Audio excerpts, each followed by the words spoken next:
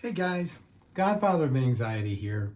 Just wanted to make a short video about managing external stress and respecting our triggers. And these two things kind of tie together. And, everybody in today's society is going to have a lot of external stressors that they deal with, whether it's making a living, it can be family responsibilities, it can be health, it can be work, school.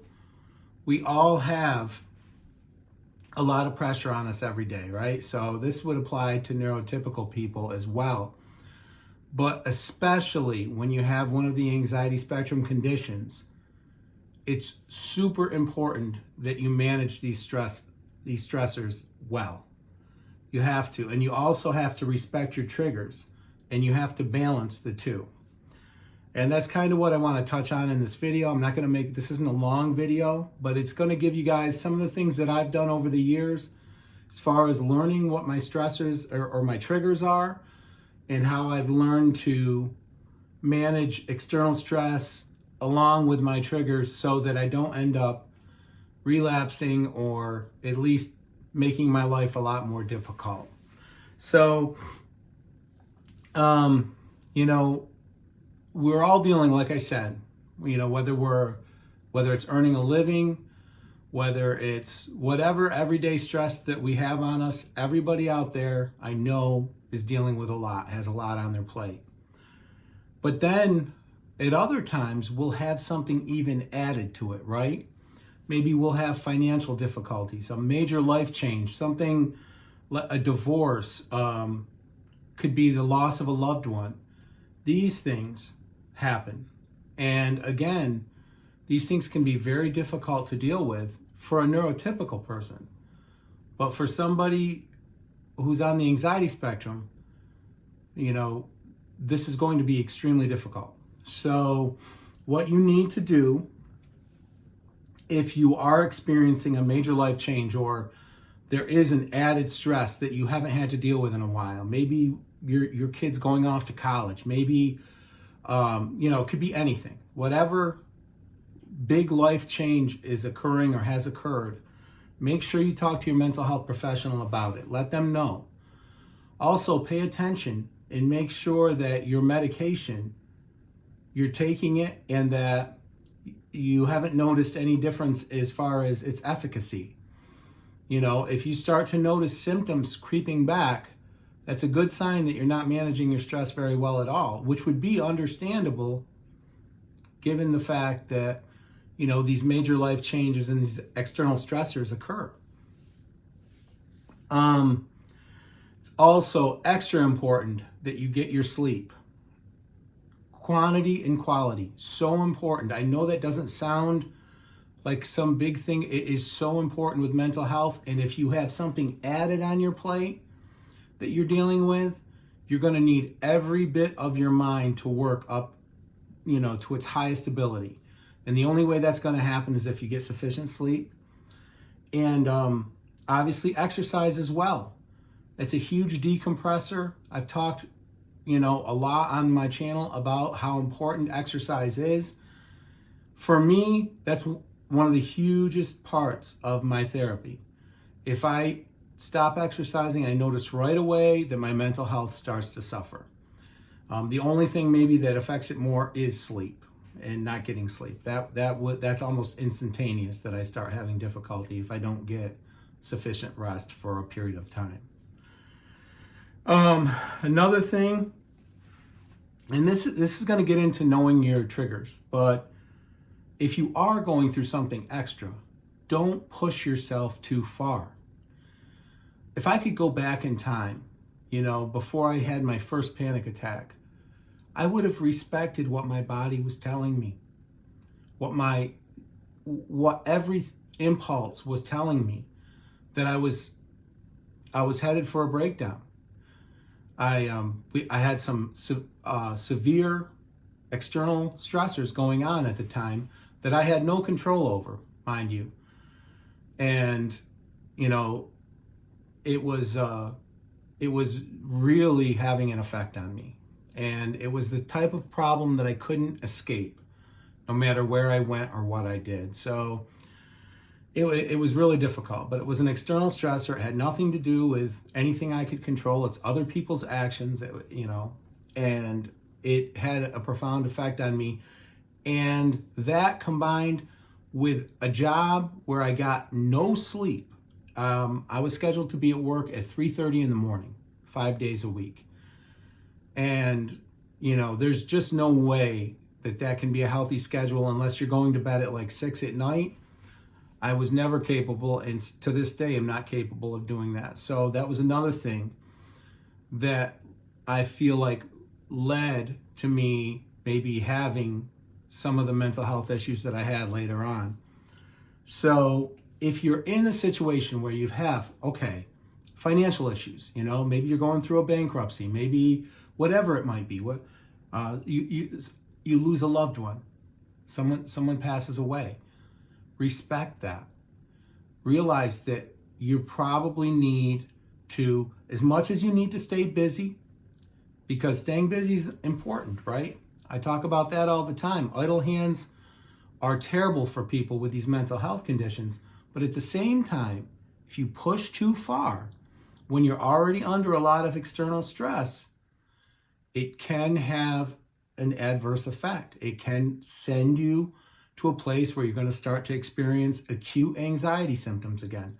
And this is something I can tell you from personal experience. This isn't me, something I've read out of a book or that a doctor told me. This is what happened to me in real life. And so, you need to, and this is where it gets into knowing your triggers, right? So I've been very transparent on this channel about some of the things that really trigger me. And I've got some of them listed here. Driving on long trips, really big trigger. Not getting sleep, like I just mentioned, huge trigger. Doesn't take long at all. If I go a couple of weeks where I really burn the candle at both ends, I will start to have anxiety symptoms again.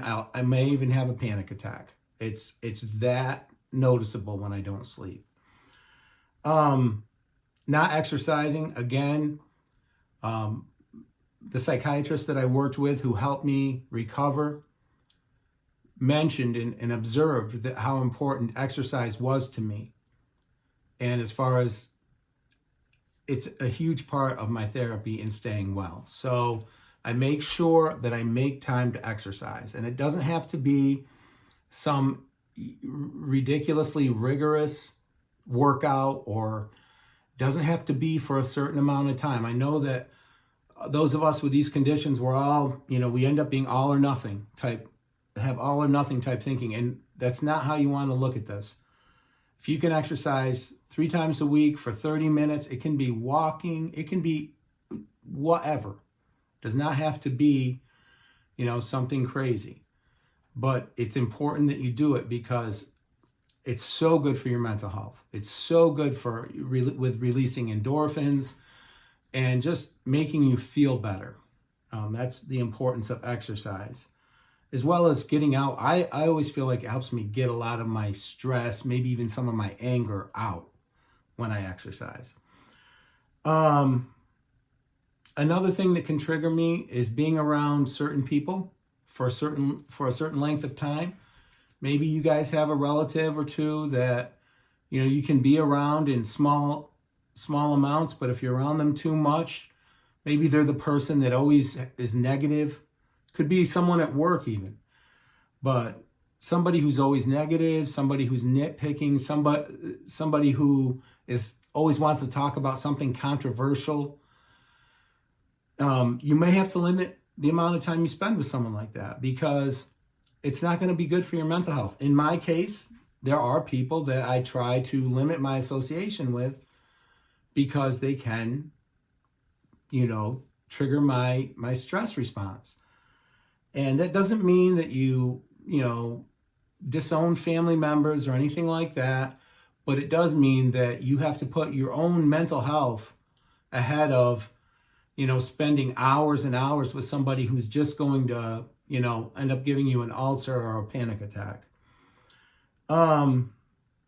There's some other things that are smaller, but trust me, guys, they do have an effect on it, especially if I already have a lot of external stress. So if I'm already dealing with a financial issue, a family issue, and maybe some other external stress or something's going on at work, and then I add something like watching the evening news to it, like on a regular basis, everybody should know what's going on.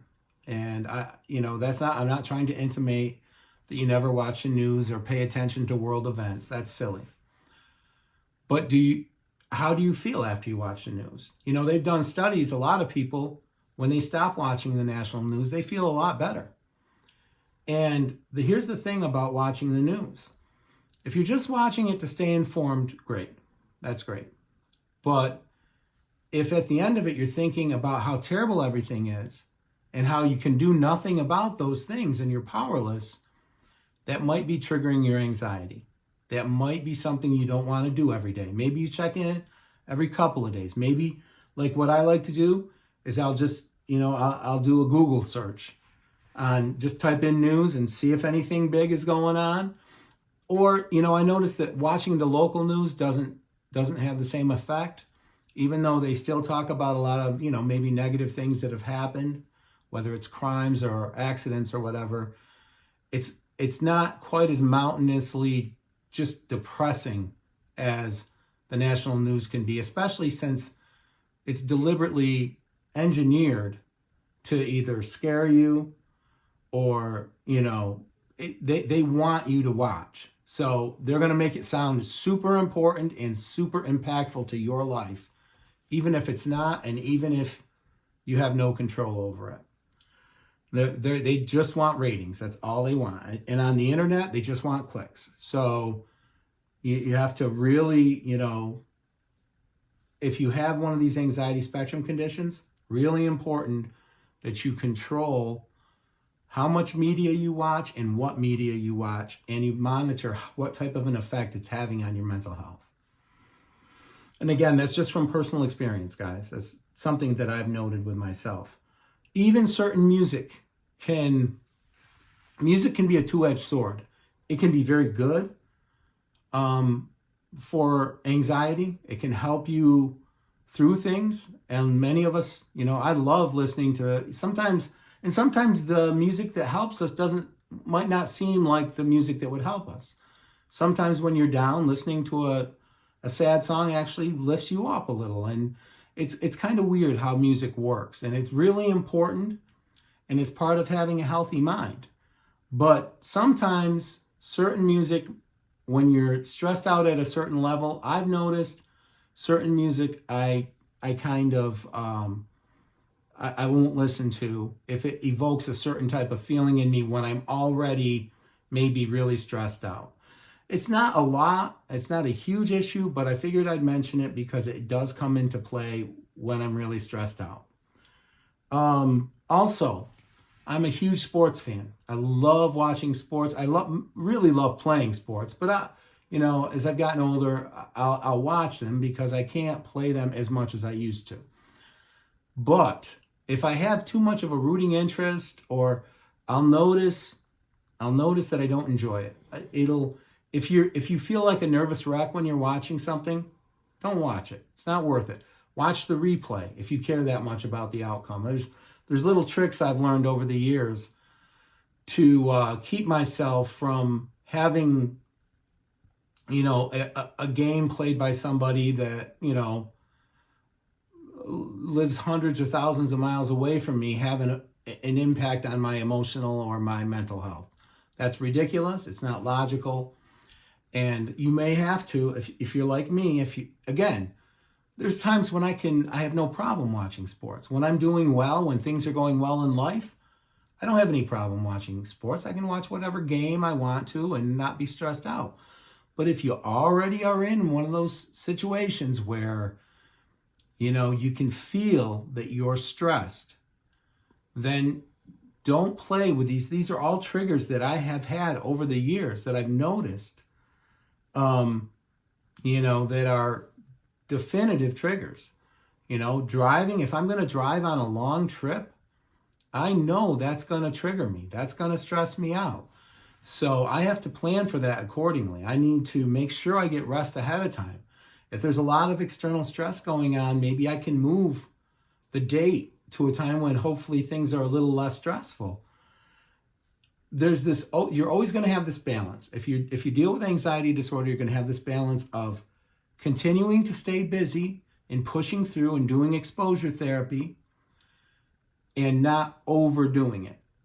Because both things, if you stop doing stuff altogether, it's very detrimental.